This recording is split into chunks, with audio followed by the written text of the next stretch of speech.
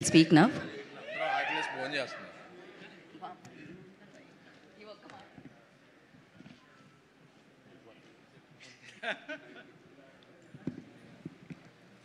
Sir ఇప్పుడే ఇంతజార్ అంటే ఏదో అన్నారు. ఇంతజార్ అంటే అందరూ ఇంతజార్ చేయట్లేదు, ఆకలేసి భోజనం చేస్తున్నారు అంటున్నారు ఆయన. టైమింగ్ ఆ రేంజ్లో ఉంటుంది.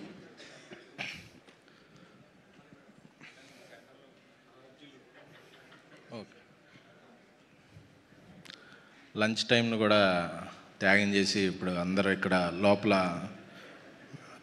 ఈ టీంకి చీర్ చేస్తున్న ఆడియన్స్ అందరికీ కూడా, స్నేహితులందరికీ, శ్రేయభిలాషులందరికీ కూడా నా కృతజ్ఞతలు.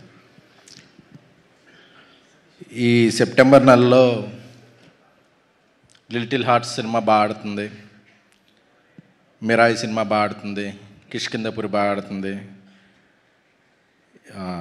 ఈ నెక్స్ట్ వీక్ బ్యూటీ వస్తుంది, నెక్స్ట్ వీక్ తుఫాన్ ఓజీ వస్తుంది.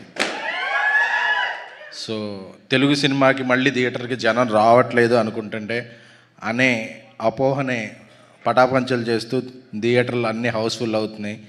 దీనికి కారణం ప్రతి సినిమాకి రెండు కారణాలండి. ప్రతి సినిమాకి ఒక టార్గెట్ ఆడియన్స్ ఉన్నారు, కంటెంట్ ఉంది. రెండోది సాధారణ టికెట్ రేట్లు. మామూలు టికెట్ రేట్లు పెడితే అందరు ఆడియన్స్ వచ్చి సినిమాలు చూస్తాకి ఉత్సాహం చూపిస్తున్నారు. ఇది ఇండస్ట్రీ పెద్దలందరూ గమనించవలసిందిగా ప్రార్థన. ఏదో విపరీతమైన క్రేజ్ ఉన్న సినిమాలకి, పండగల్లో వచ్చే సినిమాలకి తప్ప మిగతా అన్ని సినిమాలకి సాధారణమైన రేట్లు ఉంటే ప్రేక్షక ఆదరణ మరింత బాగుంటుంది అనేది నా నమ్మకం. Thank you. ఇక సినిమాకి వస్తే, ఈ ఫంక్షన్కి నేను రావడానికి ముఖ్య కారణం ఈ సినిమా కథ అండి. జర్నలిస్ట్గానే కెరీర్ స్టార్ట్ చేసి కథకుడిగా మారిన సుబ్బు గారు, ఆయన మా అందరికీ ఒక గ్రూప్ ఉండేదండి. ఎప్పుడు ఆ గ్రూప్లో మంచి ఎంటర్టైన్మెంట్ బిట్స్ పెట్టేవాళ్ళు ఆయన.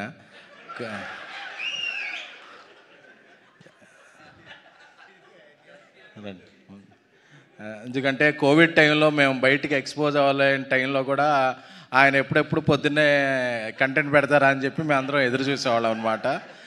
ఆయన తెలుగు, తమిళ, పాశ్చాత్య దేశాల అన్ని దేశాల ఎంటర్టైన్మెంట్ కంటెంట్ ఆయన దగ్గర ఒక కలెక్షన్ ఉండేది. సో ఆయన ఇలాంటి కథ చెప్తాను నేను ఎక్స్పెక్ట్ చేయలేదు అసలు. నేను చెప్పి నాకు ఒకసారి మారుతి గారు సుబ్బు నీకు కథ చెప్తాడంటే నేను ఎక్స్పెక్ట్ చేసిన కంటెంట్ వేరు, ఆయన చెప్పిన కంటెంట్ వేరు. అంటే అప్పుడు అనుకున్న never judge book by cover అని చెప్పి, ఎందుకంటే ఆయన పుస్తకంలో అంత కంటెంట్ ఉందని నేను ఎక్స్పెక్ట్ చేయలేదు. సారీ సుబ్బు గారు. చాలా చాలా మనసుకు హత్తుకుంది ఆ కథ. ఈ కథని ఎవరు ప్రొడ్యూస్ చేస్తారా అనుకున్నాను. విజయ్ గారికి ఆయన మంచి అభిరుచి ఉంది. ఎందుకంటే చాలామంది ప్రొడ్యూసర్లు సినిమాలో కాస్ట్ చూస్తారు, బట్ ఆయన కంటెంట్లో టేస్ట్ చూస్తారు. ఆయన టేస్ట్ ఉన్న ప్రొడ్యూసర్ విజయపాల్ రెడ్డి గారు. ఎందుకంటే ఆయన సినిమా హిట్ అవ్వాలి అనేది నేను బలంగా కోరుకుంటున్నాను అనమాట. ఈ సినిమాలో అందుకే కొంచెం రివీల్ చేస్తాను, ఎందుకంటే ట్రైలర్లో కొంచెం రివీల్ చేశారు. నిన్న యువ సామ్రాట్ నాగచైతన్య గారు ట్రైలర్ రిలీజ్ చేశారు. అంటే చాలా మనందరికీ రిలేట్ అవుద్ది కథ. ఎందుకంటే బ్యూటీ అనే టైటిల్ ఎంత ఉందో కథ కూడా బ్యూటిఫుల్గా ఉంటుంది. ఎందుకంటే పిల్లల మీద ప్రతి తల్లిదండ్రులకే ప్రేమ ఉంటుంది, బట్ వాళ్ళు ఒక బైక్ అడుగుతారు, కారు అడుగుతారు, సైకిల్ అడుగుతారు. బట్ వాళ్ళ దగ్గర అంత ఆర్థికంగా డబ్బులు ఉంటాయా లేకపోయినా ప్రేమ ఉంటుంది. బట్ నాకు కొనివ్వలేదేంటి అనే పిల్లలు చూస్తారు తప్ప ఆ ప్రేమను అర్థం చేసుకుంటాక ఒక కమ్యూనికేషన్ గ్యాప్ వస్తుంది. ఆ ప్రేమని డబ్బుతో కొలవలేనప్పుడు తల్లిదండ్రుల్లో ఒక బాధ ఉంటుంది.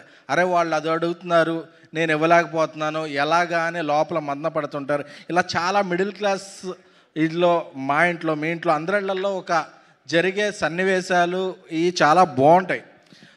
నాకు చెప్తున్న సీన్లన్నీ కూడా చాలా రిలేటబుల్గా ఒక జీవితం చూస్తున్నట్టు అనిపించింది. సో వర్ధన్ ఆయన సిరీస్ల నుంచి సీరియస్ మేకర్ అయిపోయారు. సో ఆయన మేకింగ్ కూడా చాలా బాగుంది ఈ సినిమాలో. అలాగే ఈ సినిమాలో last time icon star Allu Arjun గారు వచ్చారు కదా అంకిత్, మీ ఫంక్షన్ అప్పుడు చూశాను.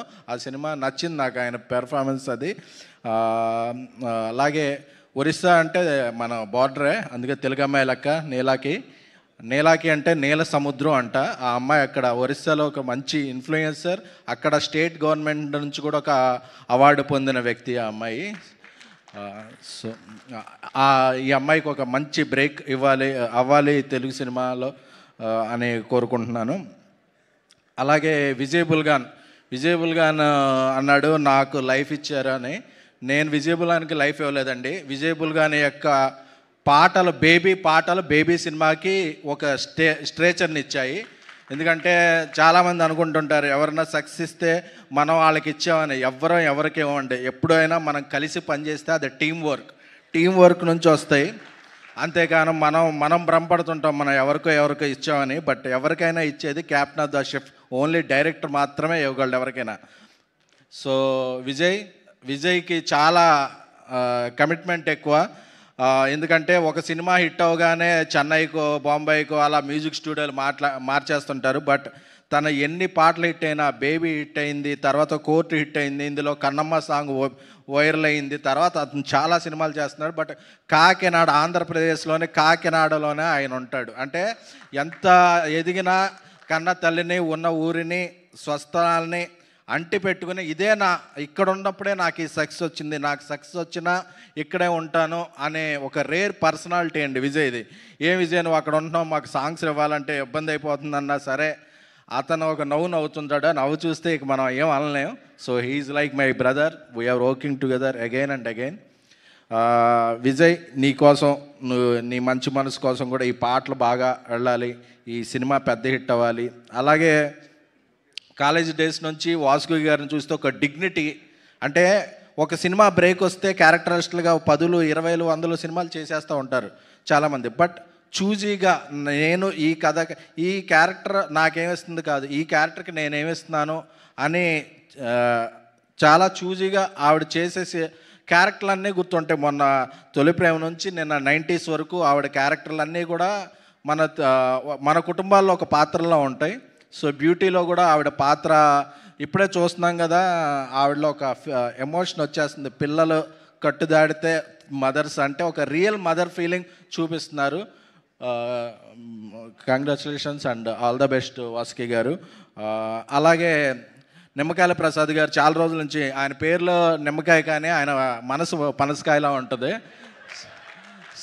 సో ఎందుకంటే చాలా నేషనల్ అండ్ ఇంటర్నేషనల్ ఓటీటీ సంస్థలో చేయలేని పని ఏంటంటే అక్కడ లోకల్లో తెలుగులో ఉండి ప్రొడక్షన్ చేయటం. బట్ ఆయన దగ్గర నుంచి ఆయన ఉన్నప్పుడు ఎన్నో మంచి సినిమాలు వచ్చినాయి. ఎందుకంటే తెలుగు సినిమా నేటివిటీని, తెలుగు సినిమా స్టాండర్డ్ని, తెలుగు సినిమా కల్చర్ని అర్థం చేసుకుని ఆయన ఉన్నారు కాబట్టి ఒక సంస్థ నుంచి అన్ని సినిమాలు వచ్చినాయి. ఆయన వ్యక్తిగత అభిరుచి కూడా, కథల జడ్జిమెంట్ చాలా బాగుంటుంది. అలాగే ఇక్కడికి వచ్చిన దివ్య గారికి అందరికీ కూడా, నరేష్ గారు మా బలిబల మగాడు నుంచి ఆయనతో ఒక సాన్నిధ్యం ఉంటుంది. ఎందుకంటే ఆయన ఒక వాటర్ లాంటి వాళ్ళు. ఒక పెద్ద జగ్గులో వేస్తే జగ్గంతా విశ్వరూపం అయిపోద్ది. అదే ఒక చిన్న గ్లాసులో వేస్తే గ్లాసులు. అలాగా ఆయన వాటర్ని మనం ఎంత పెద్ద పాత్రలో వేస్తే మనకు అంత పెద్దగా కనిపిస్తారు. సో ఈయనకి ఒక గంగాళం లాంటి పాత్ర ఈ సినిమాలో బ్యూటీలో ఉన్న తండ్రి రోలు. సో ఈయన రూపం అంత కనిపిస్తుంది ఆయన క్యారెక్టర్. ఎందుకంటే ఆయన క్యారెక్టర్లో ఆయన వ్యవహరించిన తీరు ఈ సినిమాకి చాలా హెల్ప్ అవడంతో పాటు ఆయన ఫిల్మోగ్రఫీలో ఒక మంచి సినిమాగా ఇది నిలబడుద్ది. అలాగే ఇక ఈ సినిమాకి పనిచేసిన నెక్స్ట్ అసిస్టెంట్ డైరెక్టర్ నెక్స్ట్ సినిమాకి అసోసియేట్ డైరెక్టర్ అవ్వాలి, ఆ నెక్స్ట్ సినిమాకి కో డైరెక్టర్ అవ్వాలని చూసుకునే ఈ డైరెక్టర్స్ చాలామంది ఉంటారు. బట్ నా సినిమా అసిస్టెంట్ డైరెక్టర్ నెక్స్ట్ సినిమాతో డైరెక్టర్ అయిపోవాలి అని చూసుకునే వెరీ వెరీ వెరీ రేర్ పీపుల్లో నాకు తెలిసిన ఒకళ్ళు మారుతి గారు, ఇంకొకళ్ళు సుకుమార్ గారు. ఎందుకంటే నా సినిమాకి క్లాప్ కొట్టే క్లాప్ బోర్డు బాయ్ కూడా నెక్స్ట్ సినిమా ఆడియన్స్ చేత క్లాప్స్ కొట్టించుకున్న ఒక డైరెక్టర్ అవ్వాలి, అతనికి నేను డబ్బులు పెడతాను, నేను కథిస్తాను, నేను దాన్ని సూపర్వైజ్ చేస్తాను అని ఆయన ఎన్నో సినిమాలు ఆయన టైంని, మనీని, ఎఫర్ట్స్ని కూడా పణంగా పెట్టి ఒకటి కాదు, ఇద్దరు కాదు, 10 మందికి పైగా, అంటే అందులో టాలెంట్ ఉన్నవాళ్ళు ఒక రేంజ్కి వెళ్తారు, మిడ్ రేంజ్ ఉన్న వాళ్ళు బట్ అవకాశం అనేది ఇవ్వటం అనేది ఆయన ఎవ్వరూ కూడా ఆయన అడగక్కర్లేదు. ఆయన దగ్గరికి డైరెక్షన్ డిపార్ట్మెంట్ జాయిన్ అవుతున్నానంటేనే అతను 2-3 కథలతో ఈయన నన్ను డైరెక్షన్ చేస్తాడు అనే ఒక నమ్మకంతో చేస్తారు. ఎందుకంటే ఇది చాలా చాలా రేర్. ఎందుకంటే నేను అడిగాను ఒకసారి, డార్లింగ్ ఇప్పుడు ఇందులో కొన్నిసార్లు నీకు డబ్బులు పోతున్నాయి, ఒకసారి నీకు ఎఫర్ట్స్ పెట్టాలి, నీ టైం అదే టైంలో నువ్వు ఇంకో సినిమా చేసుకోవచ్చు ఇది అన్నాడు. నాకు ఈ రోజుల్లో నేను స్క్రిప్ట్ పట్టుకుని తిరిగినప్పుడు నాకు అవకాశం ఇవ్వడానికి చాలా చాలా రోజులు పట్టింది అందరూ. సో నేను ఈ రోజుల్లోకి నాకు ఎవరన్నా దొరికింటే, ముందే ఎవరన్నా దొరికింటే ఒక 5 ఏళ్ళ ముందే డైరెక్టర్ అయ్యేవాడిని. సో టాలెంట్ ఉన్నవాళ్ళు ఎవరో కూడా అలాగ 5 ఏళ్ళు 10 ఏళ్ళు వెయిట్ చేయకూడదు. ఇక్కడ టైం అనేది చాలా ప్రెషస్ అని ఆయన కాదు, ఆ ఇండస్ట్రీలో టాలెంట్ ఉన్న వాళ్ళ టైంను కూడా డైరెక్టర్ సాబ్ ఒక పాన్ ఇండియా సినిమా రాజా సాబ్ తీసి జనవరిలో సంచలనాలు సృష్టించబోతున్నారు. ఎందుకంటే ఆ సినిమా కంటెంట్ ఏంటో నాకు తెలుసు, ఎలా ఉంటుందో నాకు తెలుసు, సీన్ నాకు తెలుసు. కాబట్టి ఎప్పుడు ఆ టాపిక్ వచ్చినా ఆయన నెక్స్ట్ ఏం చెబుతున్నాడో చాలా ఎగ్జైట్మెంట్ వచ్చేస్తాయి. ఎందుకంటే అలాంటి మంచి మనుషులకి అలాంటి మంచి ప్రాజెక్టులు అటాచ్ అవుతాయి.